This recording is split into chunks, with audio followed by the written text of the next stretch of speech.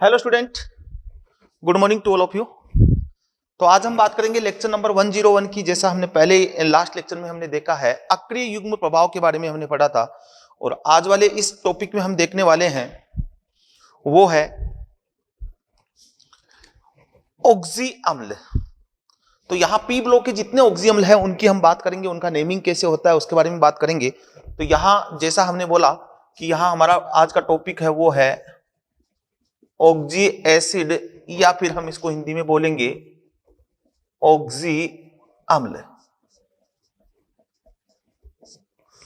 Oxy acid और oxy अम्ल का मीनिंग क्या होता है पहले ये देखते हैं कि ए जो है एटलीस्ट 1 OH बॉन्ड से बॉन्डेड होना चाहिए। ए क्या होना चाहिए? नॉन मेटल होना चाहिए, मतलब अधातु होना चाहिए। अधातु, ए अधातु होना चाहिए, और इसकी पॉजिटिव ऑक्सीकरण अवस्था होनी चाहिए। ऑक्सीकरण अवस्था क्या होनी चाहिए? इसकी पॉजिटिव ऑक्सीकरण अवस्था होनी चाहिए। और ए जो है कम से कम एक OH समूह से बंधित होना चाहिए। ये कम से कम एक OH समूह से बंधित होना चाहिए, अधातु होना चाहिए। ए ये जो है वो ये मैंने बोला। अब बात ये आती है कि कम से कम एक OH समूह से बंधित होना चाहिए, ए अधातु होना चाहिए, और धनात्मक इसकी ऑक्सीकरण अवस्था होना चाहिए, उसको हम ऑक्सी एसिड बोलेंगे। अब यहां कुछ चीजें ऐसी भी है, सम या फिर मैं बोल दूं कुछ धातु भी ऑक्सी एसिड बनाती है। कुछ धातु भी क्या बनाती है? ऑक्सी एसिड बनाती है। वो कौन कौन सी है? एक तो है H2CrO4, स्ट्रक्चर भी देख लें, डबल बॉन्ड O OH +6 का है। इसको हम बोलते हैं क्रोमिक एसिड। क्या बोलते हैं? Chromic acid. एक है HMnO4, ये Mn डबल बॉन्ड O, और ये OH, ये डाई बेसिक है, द्विक्षारीय अम्ल है। ये मोनोक्षारीय है, एकल क्षारीय है। इसका नाम है पर मैग्निक अम्ल। ये दो धातु भी हैं जो ऑक्सी एसिड बनाती है। बेसिकली ये क्या होना चाहिए? नॉन मेटल होना चाहिए, अधातु होना चाहिए। अब हम यहां पी ब्लॉक के ऑक्सी एसिड की बात करेंगे, और नॉन मेटल जो है वो पी ब्लॉक में ही है। तो उनका नामकरण कैसे करना है उसके बारे में भी हम यहां बात करेंगे। ठीक है, यहां तक क्लियर? आगे चलते हैं।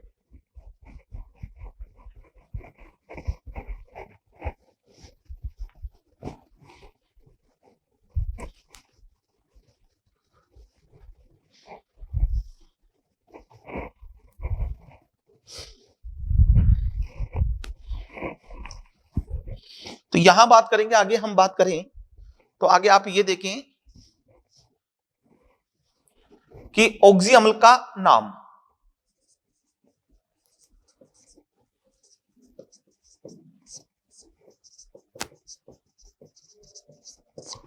नामकरण, इनका नामकरण कैसे करते हैं? तो पूर्व लगन होता है, तो इनमें पूर्व लगन कौन सी यूज में लेते हैं? पूर्व लगन दो तरीके से यूज में लेते हैं। एक तो पूर्व लगन तो अलग अलग टाइप के यूज में लेते हैं। एक होता है अनुलग्न। अनुलग्न जो है वो या तो होगा अस या होगा इक। ऐसे देखें, अनुलग्न या तो होगा अस या होगा इक। पूर्व लगन आप हाइपो यूज में ले सकते हो, ऑर्थो यूज में ले सकते हो, पायरो यूज में ले सकते हो, मेटा यूज में ले सकते हो। हाइपो, ऑर्थो, पायरो, मेटा, ये आपके पास पूर्व लगन है। पूर्व लगन इनमें से हम यूज में लेंगे। तो पहले एस और इक की बात कर लेता हूं। देखो अपने पास है बोरोन फैमिली, कार्बन फैमिली में कार्बन और सिलिकॉन, नाइट्रोजन फैमिली में नाइट्रोजन, फास्फोरस, आर्सेनिक। इसमें ऑक्सीजन नहीं बनाता, इसमें बनाता है सल्फर, या ऑक्सीजन फैमिली सल्फर या सेलेनियम, और फिर फ्लोरीन, क्लोरीन, ब्रोमीन और आयोडीन। तो ये तो है 13 ग्रुप, ये है 14 ग्रुप, ये है 15 ग्रुप, ये है 16 ग्रुप और ये है 17 ग्रुप, ये ऑक्सी एसिड बनाते हैं। तो 13 ग्रुप वाला जो है ना वो +3 में बनाता है और क्या लगता है, इक लगता है। 13 ग्रुप का ऑक्सी एसिड वो +3 में बनता है और उसमें सफिक्स हमेशा क्या लगता है, इक लगता है, अनुलग्न को सफिक्स बोल सकते हैं। इसमें +4 में बनाता है और यहां भी क्या लगता है, इक लगता है। नाइट्रोजन फैमिली में जो है वो 2 बनते हैं, +3 में भी बनता है और +5 में भी बनता है। +5 में बनेगा तो इक लगाऊंगा, +3 में, या फिर मैं ऐसे बोल दूं up to +3 as, up to +3 तो अस लगेगा और अबाउ +3, अबाउ +3 इक लगेगा। +3 तक है तो अस लगेगा, +3 से ऊपर है तो इक लगेगा। इसमें बात करें 16 ग्रुप में तो अप टू +4 अस लगेगा, +4 तक अस लगेगा, अस, और अबाउ +4 से ऊपर है तो फिर इक लगेगा। ऐसे में इसकी बात करूं तो इसमें वही लगता है जो नाइट्रोजन फैमिली वाला कंसेप्ट चलता है, अप टू +3 अस लगेगा, अबाउ +3 इक लगेगा। तो ये सफिक्स मैंने बताया, बोरोन और कार्बन फैमिली में हमेशा सफिक्स इक लगता है, नाइट्रोजन फैमिली में +3 तक अस लगेगा, +3 से ऊपर का है तो इक लगेगा। ऑक्सीजन फैमिली में 16 ग्रुप में +4 तक अस लगेगा, +4 से ऊपर का है तो इक लगेगा। 17 ग्रुप में +3 तक अस लगेगा और +3 से ऊपर का है तो इक लगेगा। ये मैंने बात कर ली किसकी, अनुलग्न की। अब ये पूर्व लगन बात करते हैं, हाइपो कब लगता है, ऑर्थो कब लगता है, पायरो कब लगता है, मेटा कब लगता है, ये हम इसकी बात करते हैं। ठीक है, तो देखिए आप इधर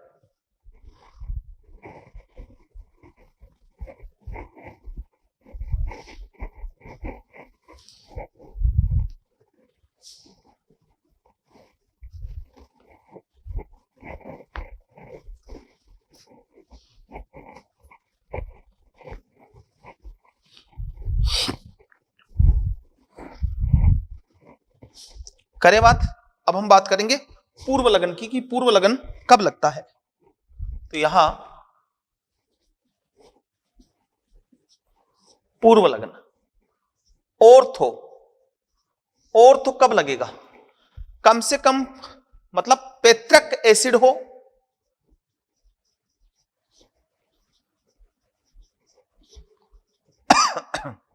पेत्रक अम्ल हो, कम से कम 3 हाइड्रोजन हो, पेत्रक अम्ल हो, कम से कम 3 हाइड्रोजन हो। तो देखो और तो सब में लगेगा, H3BO3 है, इसको हम बोलेंगे ऑर्थो बोरिक एसिड, 3 हाइड्रोजन है और पेत्रिक एसिड है। H4SiO4 है, सिलिकॉन का पेत्रिक एसिड है, पेरेंट एसिड है, 3 से ज्यादा हाइड्रोजन है, तो यहां हम बोलेंगे ऑर्थो सिलिलिक एसिड। फिर मैं बात करूं H3PO2 ना जी, क्योंकि ये क्या नहीं है, पेत्रक एसिड नहीं है।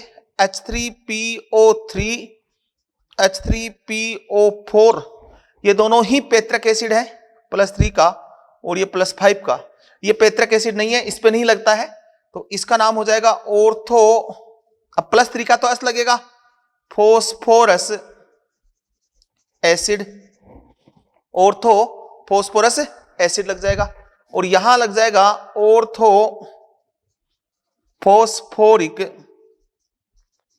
एसिड। तो ये वो है जहां ऑर्थो लगता है, पेत्रक एसिड H3PO2 पे नहीं लगेगा, बाकी देखो 3 3 3। अब देखो H2SO4 पे लगेगा क्या, नहीं लगेगा। HNO3 पे लगेगा क्या, नहीं लगेगा।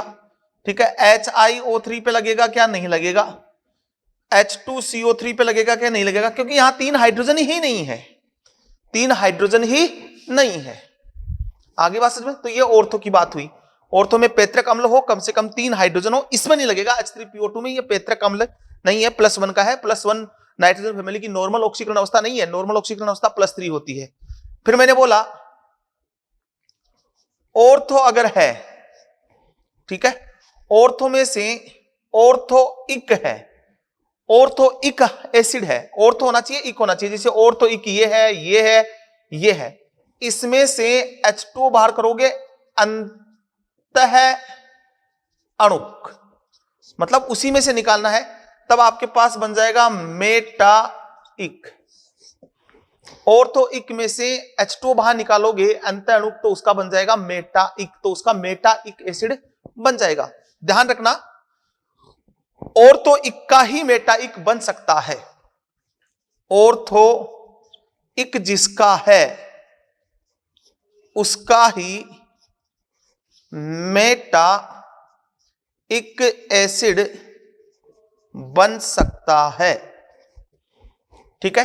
तो यहां मैंने लिया ये, जैसे H3BO3 लिया, इसमें से H2 बाहर निकाला तो HBO2 बना ना,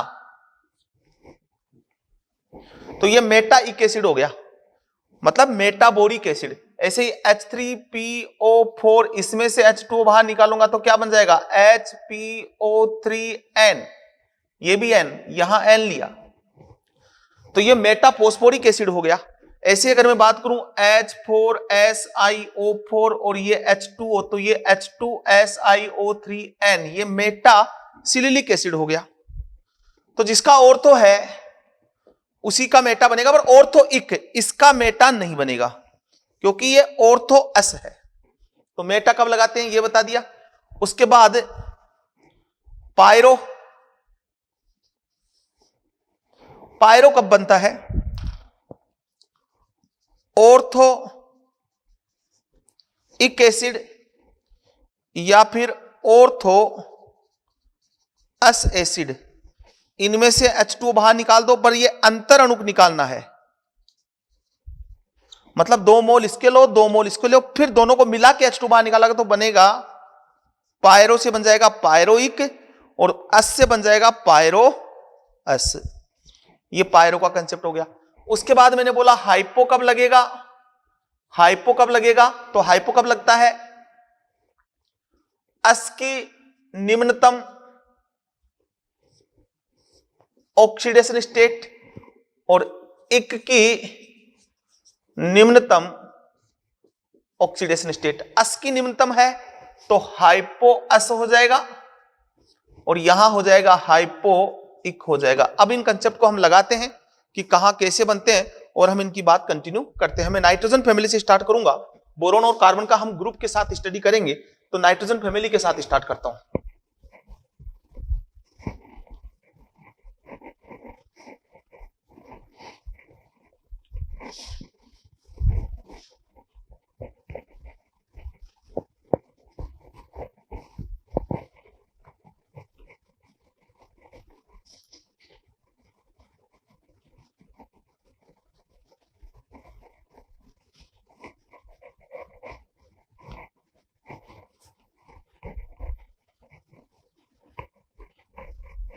चले, अब हम सबसे पहले ऑक्सी एसिड ऑफ नाइट्रोजन, सबसे पहले यहां से स्टार्ट करेंगे।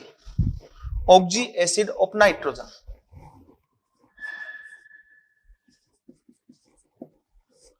नाइट्रोजन के ऑक्सी एसिड, तो देखो H2N2O2 HNO2 HNO3, ये +1 में होता है, ये +3 में होता है और ये +5 में होता है। तो मैंने बोला था कि +3 तक नाइट्रोजन में अस लगेंगे, तो ये अस के हैं और ये वाला इक का है, वो अस का है और ये इक का है।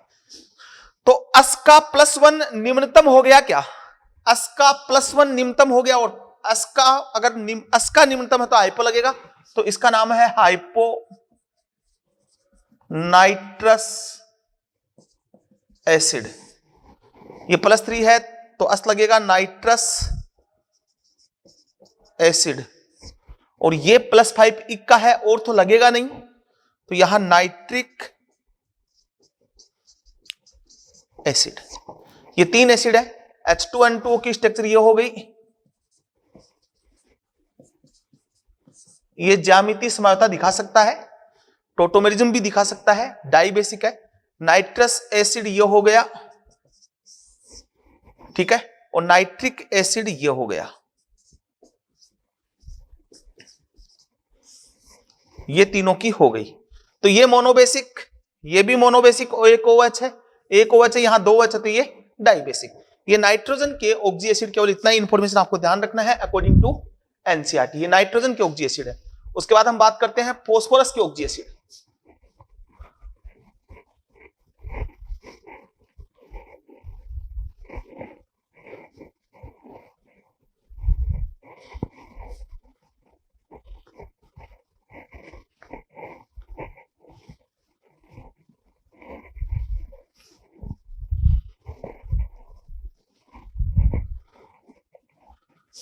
फोस्फोरस के ऑक्सी अम्ल,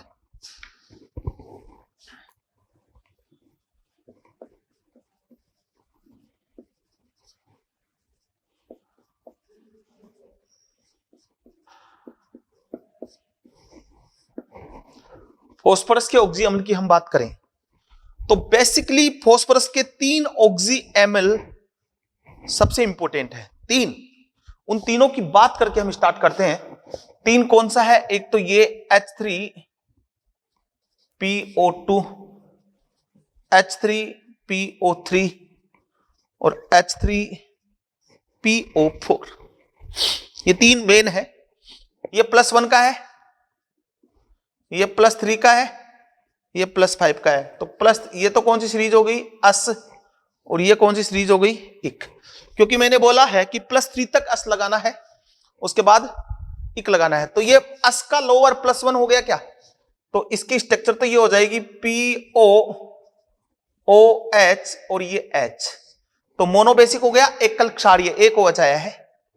P double bond OH OHH द्विक्षारीय हो गया, और ये P double bond OH OH OH ये त्रिक्षारीय हो गया। इसका नाम जो है ना, इसका अस का लोअर है, अस का निम्नतम है, तो इसका नाम हो जाएगा हाइपोफॉस्फोरस एसिड। इसका ऑर्थोफॉस्फोरस एसिड, इसका हो जाएगा ऑर्थोफॉस्फोरिक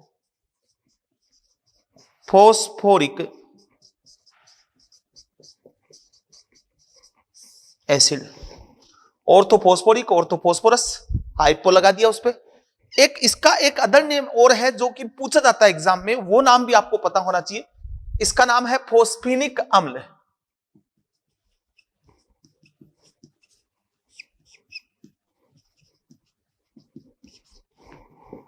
इसका नाम है फोस्फोनिक अम्ल। और कंफ्यूज नहीं हो, इनमें आप थोड़ा सा ट्रिक लगा के याद रखें इनको। फोस्फोनिक, फोनिक ओ आया है नाम में, ओ फोस्फोनिक, फोस्फेनिक ओ, मतलब जहां ओ आ रहा है उसमें ऑक्सीजन एक्स्ट्रा है। इसमें 3 ऑक्सीजन है, इसमें 2 है, याद हो गया। फोस्फोनिक जिसमें ओ नाम में आ रहा है उसमें ऑक्सीजन एक्स्ट्रा है, यह नाम भी पता होना चाहिए। अब क्या होता है, अगर मैं इसके 2 मोल ले लेता हूं, इसके 2 मोल ले लेता हूं 2H3PO3, तो इसका मेटा तो बनेगा ही नहीं ना, क्योंकि मेटा तो ऑर्थो इक का बनता है। इसके 2 मोल लिया और H2O बाहर निकाला तो क्या बन जाएगा? इसका पायरो अस बन जाएगा क्या? तो वो कैसे बनाएंगे भाई? ये क्या है? P डबल बॉन्ड O और ये OH OH H 1 मोल, अंतर अणु किया है मैंने 2 मोल लेके, OH P double bond O H और ये H, और यहां से H2 बाहर निकाल दिया आपने। तो ये अंतर अणु किसको बोला है? अंतर अणु को बोला है। 2 अणु मिला के तो बना HP double bond O OH, और ये यहां पे आ गया POOH और ये H, ये वाला बन गया। तो फॉर्मूला यहां पे अपने पास निकल के आया, वो आया H4P2O5, और इसका नाम हो जाएगा पायरोफॉस्फोरस एसिड, पायरोफॉस्फोरस एसिड, ये नाम हो जाएगा इसका। क्लियर, समझ में आ गया? और पीएच बॉन्ड प्रेजेंट है। अस सीरीज का ऑक्सी एसिड पीएच बॉन्ड रखेगा। एस सीरीज का ऑक्सी एसिड पीएच बॉन्ड रखेगा, ये ध्यान रखना। एस सीरीज का कोई भी ऑक्सी एसिड रखोगे उसमें पीएच बॉन्ड आएगा, पीओपी बॉन्ड भी लिंकेज प्रेजेंट है, इससे तो बनेंगे। अब इसमें देखो ये ऑर्थो है H3PO4, तो इसमें से H2O यदि अंतर अणुक निकालूं तो बन जाएगा मेटाइक, और यदि मैं H2O अंतर अणुक निकालूं, अंतर अणुक निकालूं तब बन जाएगा यहां पे H4P2O7, ये बन जाएगा पायरोइक, जैसा मैंने कंसेप्ट बताया है। तो H3PO4 जो एसिड है उसमें से आप देखेंगे, अब देखो इधर मैं क्या करता हूं, 2H3PO4 अंतर अणुक H2O क्या बनेगा, H4P2O7, नाम क्या हो जाएगा, पायरो फोस्फोरिक एसिड या फिर डाइफोस्फोरिक एसिड, पायरोफोस्फोरिक एसिड या फिर डाइफोस्फोरिक एसिड। फिर इसमें से एक ऑक्सीजन और कम कर दूं तो बनेगा H4P2O6, ये +4 का है, ये +5 का है, ये भी +5 का है, तो क्या +4 इक की निम्नतम हो गई क्या, +4 इक की निम्नतम हो गई क्या, क्योंकि +3 से ऊपर हम इक लगाते हैं, तो इसका नाम हो जाएगा हाइपोफोस्फोरिक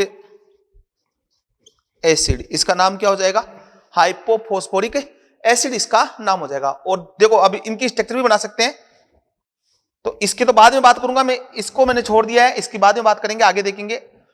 P double bond OH OH OH, ये P double bond OH OH और ये H2O बाहर, तो क्या बना OH P double bond O, ये OH O P double bond O और ये OH और ये OH, ये बन गया H4P2O7। इस ऑक्सीजन को हटा दो तो बन जाएगा OH P double bond O OH P double bond OH OH, बन गया H4P2O6।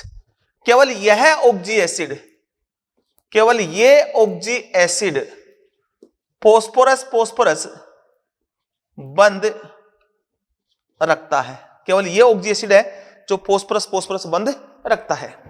तो सिंपल सा कंसेप्ट है, फोस्फिनिक फोस्फोनिक, इससे ऑर्थो बनेगा, इससे ऑर्थो भी बनेगा, पायरो भी बनेगा और मेटा बनेगा। पायरो मैंने बना के बताया H4P2O7, उसके बीच वाली इस ऑक्सीजन को हटा दोगे, इसको हटा दोगे तो इसका ऑक्सीजन हटाने से ऑक्सीकरण कम हो जाएगा, ये चला जाएगा हाइपोफोस्फोरिक एसिड में, ये चला जाएगा। केवल ये ऑक्सी एसिड फोस्फोरस बंद रखता है, इक का है इसलिए इसमें पीएच बॉन्ड नहीं है, इक वाले में पीएच बॉन्ड नहीं होगा। क्लियर, आगे देखिए। अब मैं इसकी बात कर लेता हूं, मेटा वाले की।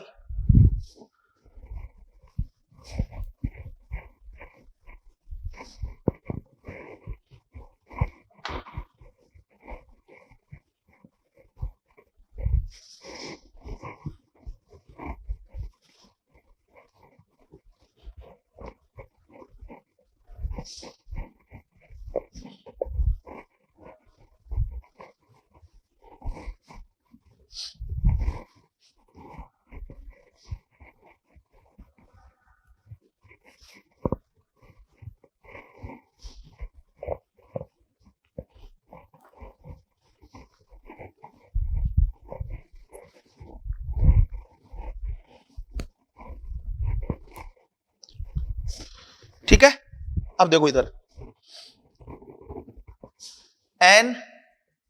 NH3PO4 और ये NH2O, बाहर निकालने H2O, और ये अंतर अणु करना है काम, तो उसका साइक्लिक स्ट्रक्चर बनना स्टार्ट हो जाएगा, बन जाएगा HPO3N। जैसे N की वैल्यू 2 रखा, N की वैल्यू 3 रखा, N की वैल्यू 6 रखा, N की वैल्यू 2 रखूंगा तो H2P2O6 ये हो जाएगा डाइसाइक्लिक मेटा फोस्फोरिक एसिड। 3 रखूंगा H3P2O6 तो यहां try cyclic Meta phosphoric acid. N की 2। अब देखो ट्राई की इसकी स्ट्रक्चर बनानी है ना, तो कितने हैं ऑक्सीजन, कितने हैं P3 ऑक्सीजन, तो फोस्फोरस ऑक्सीजन 6 की रिंग बनेगी। इनकी रिंग बनानी है, जितने ऑक्सीजन है उतने की ही रिंग बनेगी। ऑक्सीजन तो फिक्स हो गए, इसके मतलब 9 हो गए ना। यहां 2 मतलब 4 की रिंग,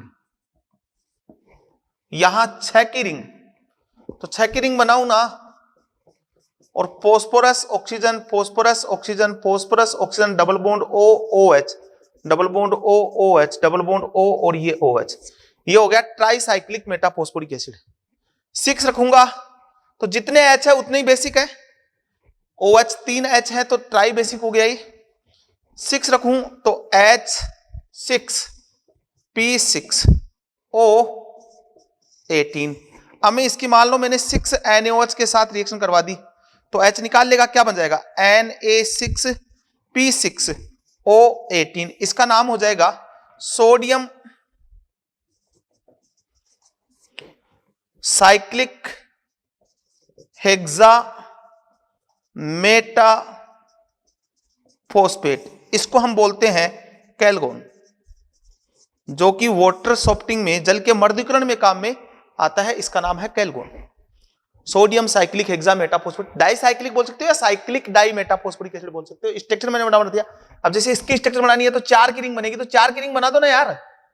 ये लो, phosphorus oxygen double bond O OH double bond O और ये OH। ये फोस्फोरस के ऑक्सी एसिड की हमने बात की। अब हम इनके मेथड ऑफ प्रिपरेशन आपके एनसीईआरटी में है, इनकी प्रॉपर्टीज की हम बात करेंगे। तो हम इन फोस्फोरस के ऑक्सी एसिड के मेथड ऑफ प्रिपरेशन आपके एनसीईआरटी में दिए हुए हैं, उनकी बात करेंगे। साथ के साथ हम ये भी देखेंगे कि इनकी केमिकल प्रॉपर्टीज क्या है, उसको भी हम समझेंगे।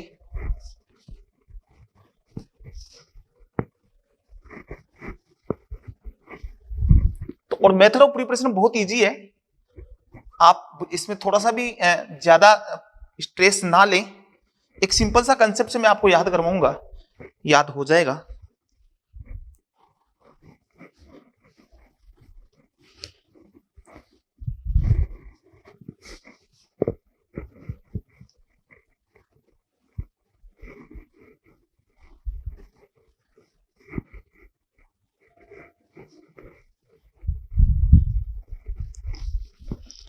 ठीक है, करे बात। अब देखो बनाने की विधियां।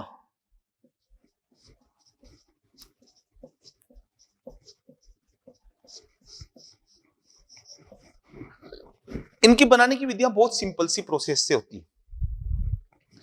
और बनाने की विधियों की हम बात करें तो एक सिंपल प्रोसेस है। देखो P4 यदि व्हाइट लिया है और P4 यदि रेड लिया है, फोस्फोरस व्हाइट फोस्फोरस लिया या रेड फोस्फोरस लिया, अगर व्हाइट फोस्फोरस पे एल्कली डालोगे मतलब क्षार या बेस डालोगे तो हाइपो फोस्फोरस बन जाएगा। और यदि रेड फोस्फोरस पे एल्कली या फिर बेस डालोगे क्षार तो हाइपो फोस्फोरिक बन जाएगा। ये तो है H4P2O6, ये है H3PO2। बोलो दोनों क्लियर, 2 बना दिए। अब देखो यदि PCl5 या P4O10 +5 है, यहां भी +5 है, इसका जल अपघटन करवाओगे ना तब तो बनेगा इतनी ही ऑक्सीकरण अवस्था का एसिड +5। तो ये बन गया ऑर्थोफॉस्फोरिक बन गया। क्या ऑर्थोफॉस्फोरिक। PCl3 या P4O6 ये +3 का है, इसका जल अपघटन करवाओगे तो बन जाएगा, ये तो H3PO4 बना और यहां H3PO3 +3 का बना, ऑर्थोफॉस्फोरस।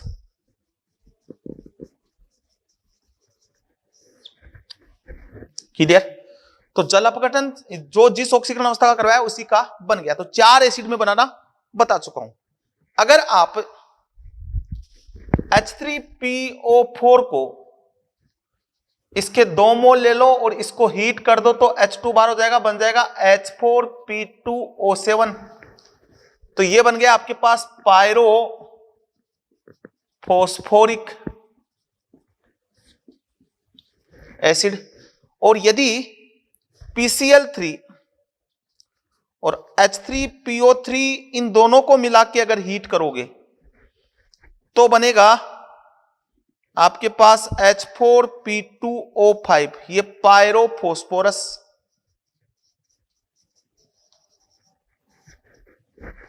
अब रह गए अपने पास मेटा। तो मेटा बनाने का मेथड क्या है? H3PO3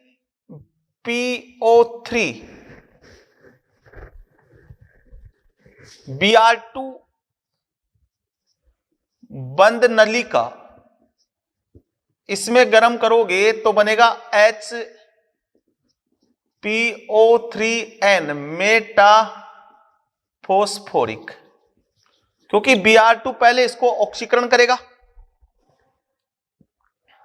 ठीक है, इसका ऑक्सीकरण करके इसको H3PO4 में लेके जाएगा, फिर H3PO4 में से वाटर का निकलना स्टार्ट हो जाएगा तो मेटा फॉस्फोरिक एसिड बन जाएगा, ठीक है। Br2 बंद नलिका में और भी बना सकते हैं अपन। 4HNO3 की रिएक्शन P4O10 से करवाऊं तो ये वाटर निकालता है, फॉस्फोरस के ऑक्साइड डिहाइड्रेटिंग एजेंट वाले होते हैं, निर्जलीकरण करते हैं, तो इसमें से H2O निकालेगा तो उधर तो बन जाएगा 2N2O5 और वो जल इसका जल अपघटन कर देगा, 2 ही मोल उधर से आए तो बन जाएगा 4HPO3। ये इंपॉर्टेंट रिएक्शन है। तो ये बनाने के मेथड हो गए, सारे बना लिए हमने। उसके बाद कुछ इनके बारे में इंपॉर्टेंट एक नोट भी देना है आपको।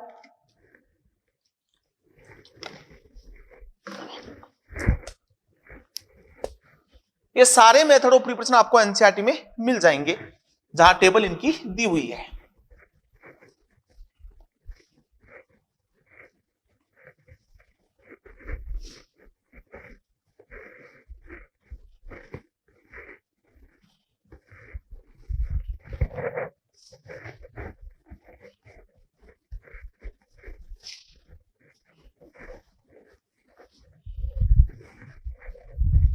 ठीक है, अब हम बात करते हैं नोट लगा के एक लाइन लिखाता हूं, उसको देखें। अस श्रेणी के अम्ल, अस श्रेणी के अम्ल या पीएच बंद रखने वाले अम्ल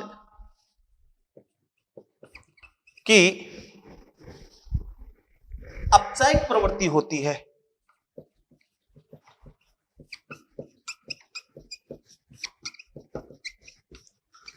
और ये Ag+ या AgNO3 एक्वस को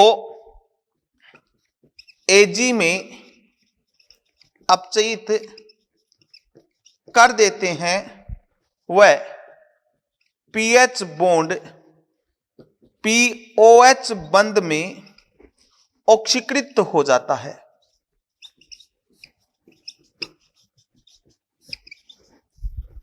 देखो, अस श्रेणी के जितने भी अम्ल हैं या पीएच बंद रखने वाले अम्ल की, अस सीरीज है तो पीएच बंद है, अम्ल की अपचायिक प्रवृत्ति होती है और ये Ag+ और AgNO3 को Ag में अपचयित कर देते हैं, वह पीएच बॉन्ड POH बॉन्ड में ऑक्सीकृत हो जाता है। मतलब मेरा कहने का मतलब क्या है कि पीएच बॉन्ड है ना, ये तो कन्वर्ट हो जाएगा POH में, और Ag+ है ना, वो चला जाएगा Ag और ये ब्लैक PPT बन जाएगी। कैसे होगा देखो आप इधर, जैसे मैंने लिया H3PO3 और इसकी रिएक्शन कराई मैंने एक्वस AgNO3 और ये एक्वस, तो यहां Ag प्लस है, रिएक्शन होगी ना, तो वो H3PO3 तो ये है POH OH और ये PH, जो ये PH बॉन्ड है ना, ये तो किसमें बदल जाएगा POH बॉन्ड में, तो क्या बन जाएगा H3PO4 और साइड में क्या बन जाएगा HNO3 और साइड में आ जाएगा Ag और ये PPT। ऐसे में लूं H3PO2, इसमें दो PH बॉन्ड है, AgNO3 और ये एक्सेस आदि के में लिया, तो ये H3PO4 में चले जाएंगे दोनों PH बॉन्ड और इधर क्या बन जाएगा Ag बन जाएगा और साइड में नाइट्रिक एसिड का फॉर्मेशन हो जाएगा। ये भी एनसीईआरटी की लैंग्वेज है, इसको भी आप पढ़े। तो ये बात थी फास्फोरस के ऑक्सी एसिड की, और अब हम बात करेंगे ऑक्सी एसिड ऑफ सल्फर। ये भी बहुत इजी से है, कोई बहुत ज्यादा इनमें कोई है नहीं, इजी से ऑक्सी एसिड है ये भी।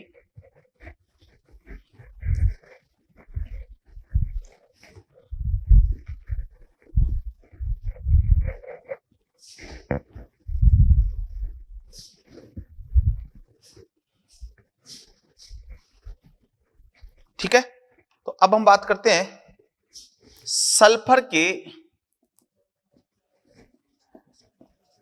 ऑक्सी अम्ल, सल्फर के ऑक्सी अम्ल की बात करते हैं। तो सल्फर का मेन ऑक्सी एसिड क्या होता है, दो वे से चलेंगे, बहुत सिंपल सा कंसेप्ट है, कुछ भी नहीं, आपको इस ढंग से याद रखना है।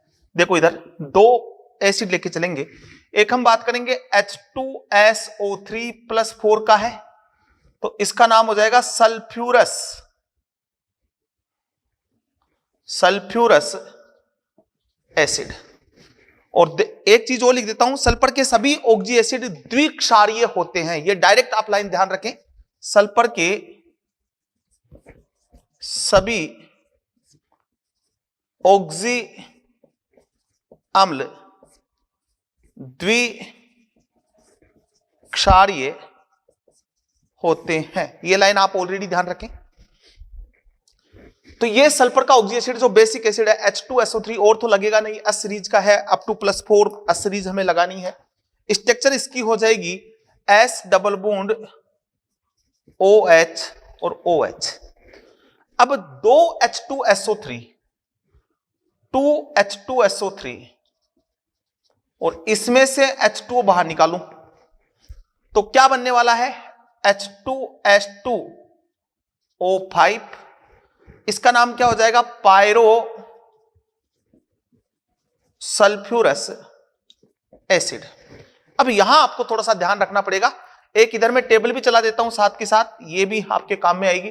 मैं लिखूंगा H2S2O2, H2S2O3, H2S2O4, H2S2O5, H2S2O6, H2S2O7, H2S2O8। यहां से क्वेश्चन बनते हैं, इसलिए इनकी बात करूंगा मैं। सल्फर की ऑक्सीडेशन स्टेट और सल्फर सल्फर बंध प्रेजेंट है या एब्सेंट है, तो इसको कैसे बनाना है, इसके दो रूप लेने हैं। यहां पे आपको क्या करना है, ये OH H double bond OH, इसका टोटोमेरिक फॉर्म चला हुआ भी एक ये बनेगा HS डबल बॉन्ड O, और ये डबल बॉन्ड O और ये OH, और यहां से ये H2 क्या हो जाएगा बाहर हो जाएगा, ऐसे H2 बाहर करना है। तो यहां बन जाएगा OH S double bond O और ये S double bond O OH और ये OH। ठीक है, ये वाला आपके पास बन जाएगा, क्योंकि इसकी दूसरी फॉर्म ये भी होती है, ये यहां से यहां इसके पास लोन पेयर है, तो ये S double bond O double bond O और ये OH और ये H यहां चला गया, ये H, बट स्टेबल ये वाली होती है, तो उसी को करना। बट इन दोनों को मिला के H2 बाहर किया मैंने, ये ध्यान रखना आपको, या तो डायरेक्ट याद रखो भैया बात ये सी है सीधी सी, या फिर ऐसे आप इसको ध्यान रखें। अब इसमें से मैं क्या करता हूं, ये H2 double bond O, sorry, अब इसमें से ऑक्सीजन और कम कर देता हूं, तो ये वाली ऑक्सीजन मैंने हटा दी, तो बनेगा H2H2O4। तो यहां ऑक्सीकरण अवस्था देखोगे ना, तो ये 1 2 3 ये +4 में है, और ये वाला 2 2 1 5 ये +5 में है। ठीक है, ये अच्छा ये +3 में है और ये +5 में, तो एवरेज ऑक्सीकरण अवस्था +4 ही आने वाली है यहां भी। तो ये ऑक्सीजन और हटा दोगे तो ये चला जाएगा S double bond OH, S double bond OH, ये भी +3 में और ये भी +3 में। इसका नाम होगा डाई थायोनस एसिड, इसका नाम होगा di thionous acid. Sulphur sulphur linkage है, थायोनस अस सीरीज का है +3। तो यहां पे देखो H2H2O4 ये रहा,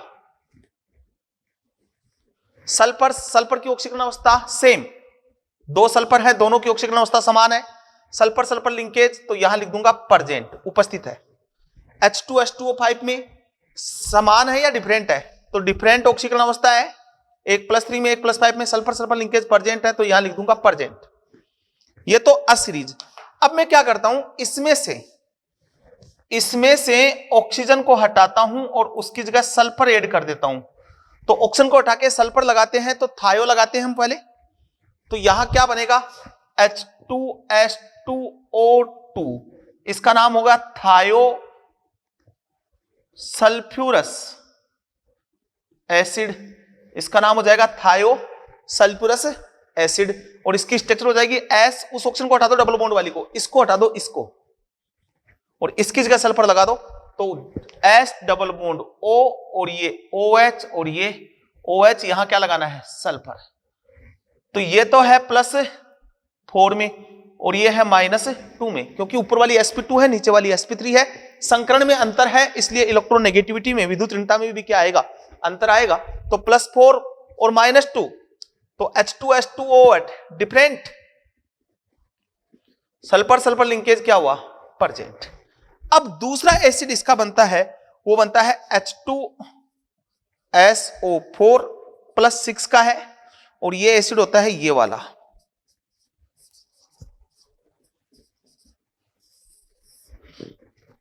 ठीक है। अब इसमें मैं ऑक्सीजन को हटाऊं और यहां सल्फर ऐड कर दूं, तो क्या बन जाएगा H2H2O3, structure S double bond OH OH और डबल बॉन्ड O, ये वाला बन गया। तो इसका नाम हो जाएगा थायो सल्फ्यूरिक एसिड, क्योंकि इसका नाम क्या है सल्फ्यूरिक एसिड। तो H2H2O3, तो यहां ये +6 में है और ये -2 में है, ऑक्सीकरण अवस्था में अब भी डिफरेंट है। तो H2H2O3 डिफरेंट और सल्फर सल्फर लिंकेज प्रेजेंट। अब मैं क्या करता हूं, 2H2SO4 लेता हूं और इसमें से H2O बाहर करता हूं, तो बनेगा H2H2O7। कैसे किया, OH डबल बॉन्ड OH, ये OH डबल बॉन्ड O और ये OH, और ये H2O बाहर कर दिया, तो H2H2O7 की स्ट्रक्चर आ गई OH डबल बॉन्ड O, ये OH डबल बॉन्ड O और ये OH। इसको बोलूंगा डाई सल्फ्यूरिक एसिड या pyro sulphuric acid, pyro sulphuric acid या डाई सल्फ्यूरिक एसिड, या फिर ओलियम भी इसको हम बोलते हैं। सल्फर की ऑक्सीकरण अवस्था अब भी कितनी है, इसकी भी कितनी है +6 है, इसकी भी कितनी है +6 है, बट सल्फर सल्फर लिंकेज नहीं है H2H2O7, यहां तो सल्फर सल्फर ऑक्सीकरण अवस्था क्या है डिफरेंट सेम, बट ये वाला क्या है absent, sulphur sulphur linkage present नहीं है, इसमें SOS लिंकेज प्रेजेंट है।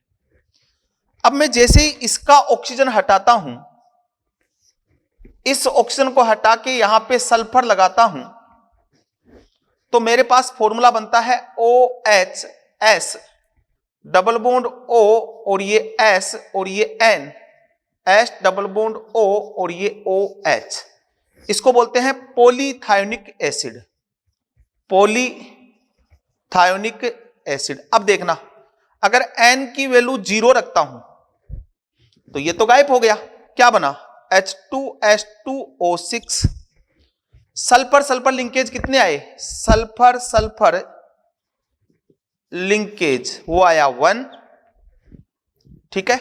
और इसका नाम हो जाएगा, 2 सल्फर है तो di thionic acid, di thionic acid. अगर मैं N की वैल्यू 1 रखता हूं तो H2S3O6 हो जाएगा। सल्फर सल्फर लिंकेज कैसे निकालते हैं ये भी देख लें। Number of sulphur sulphur sulphur linkage in पॉलीथायोनिक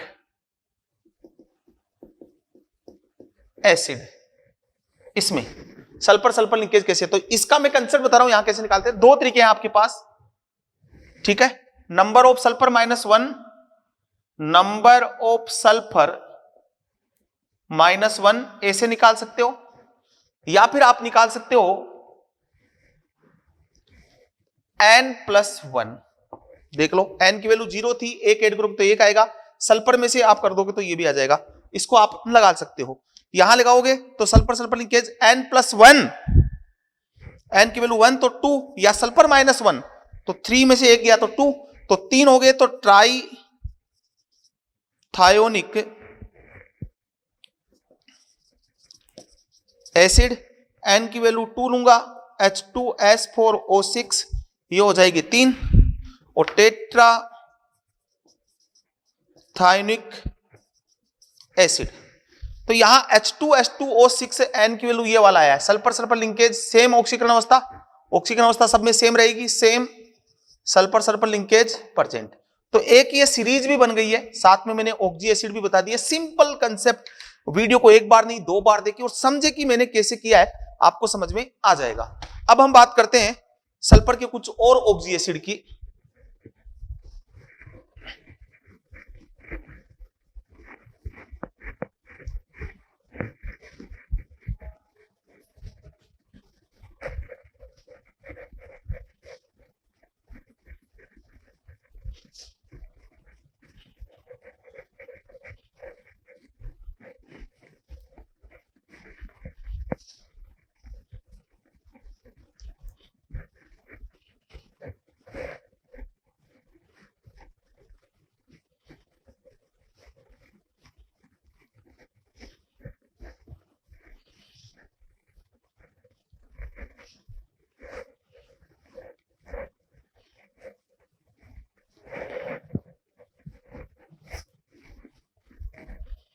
ठीक है, थोड़ा सा बोर्ड बड़ा डिफिकल्ट सी साफ हो रहा है, एनवायरमेंट ही ऐसा है, तो थोड़ा कोऑपरेट करके चलें। तो अब हम बात करते हैं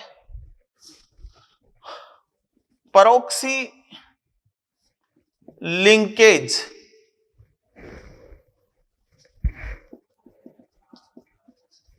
युक्त सल्फर के ऑक्सी अम्ल। परोक्सी लिंकेज युक्त सल्फर के ऑक्सी अम्ल, तो ये 2 हैं। देखो, एक तो है peroxy monosulphuric acid, peroxy mono sulphuric acid, एक होता है परोक्सी डाई सल्फ्यूरिक एसिड। मतलब मोनोसल्फ्यूरिक एसिड में परोक्सी लिंकेज बनाना है तो H2SO4 में ऑक्सीजन जोड़ दोगे तो बन जाएगा H2SO5, H2H2O7 die sulphuric acid बताया है, इसमें ऑक्सीजन जोड़ दोगे तो बन जाएगा H2H2O8। इसका दूसरा नाम है मार्शल अम्ल, इसका नाम है केरोज अम्ल, दूसरा नाम।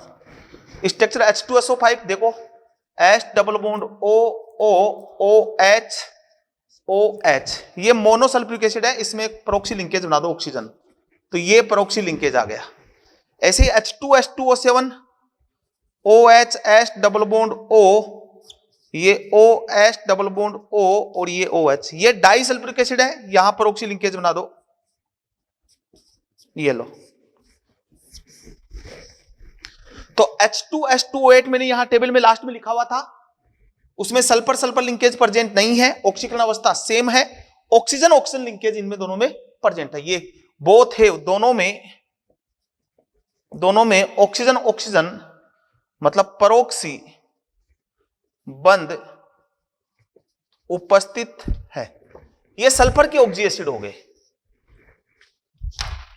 ठीक है, सारे बता दिए, पूरी डिटेल से बता दिए हैं, स्ट्रक्चर एनसीईआरटी में सबकी दी हुई है, मैंने आपको पूरे बनाने के मेथड याद कैसे करना है ये भी बता दिया है। अब हम बात करते हैं हैलोजन के ऑक्सी अम्ल, हैलोजन के ऑक्सी अम्ल। अब हम बात करते हैं हैलोजन के ऑक्सी अम्ल की, हम बात करते हैं तो हैलोजन के ऑक्सी अम्ल हम अगर देखें तो हैलोजन के ऑक्सी अम्ल हमारे पास कौन से हैं, देखें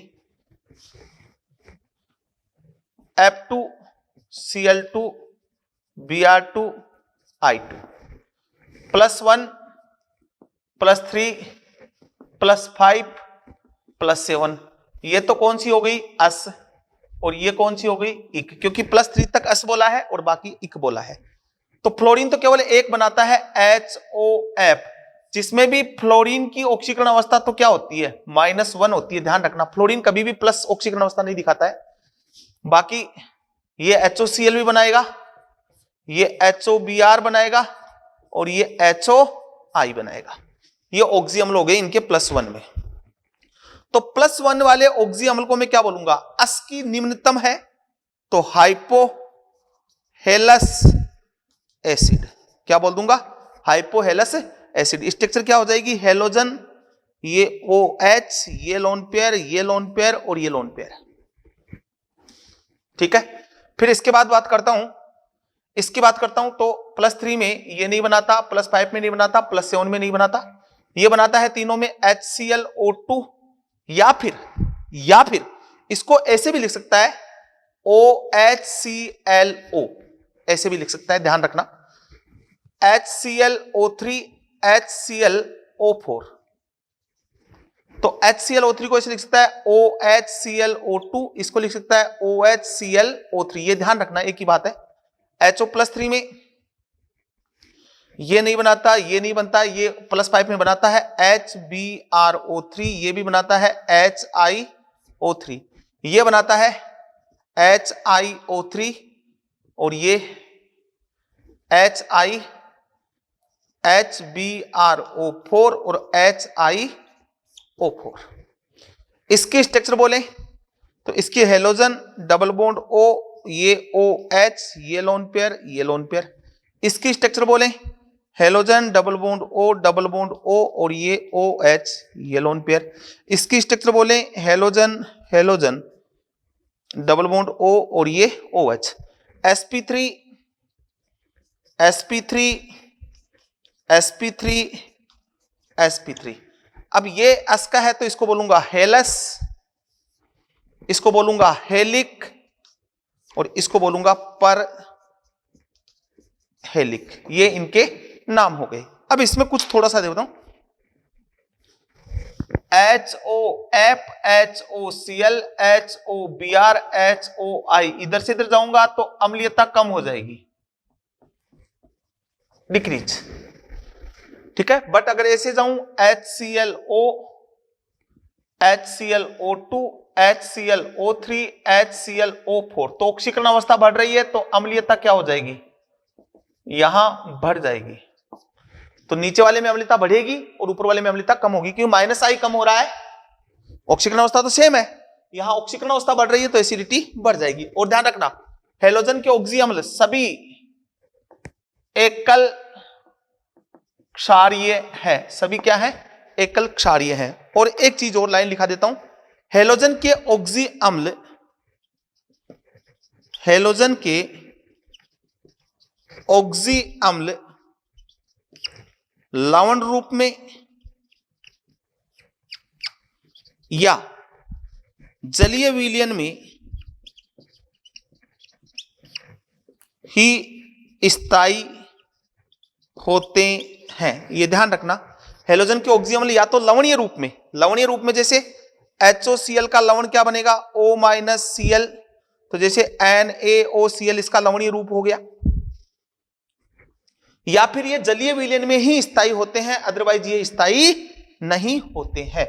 ये बात पी ब्लॉक के सारे ऑक्सीजन अम्ल को हमने लपेटे में ले लिया है। अब नेक्स्ट लेक्चर में हम देखेंगे इनका हीटिंग इफेक्ट और नॉन मेटल की H2 के साथ रिएक्शन, NaOH के साथ रिएक्शन, फिर हम देखेंगे जल अपघटन। Okay, thank you.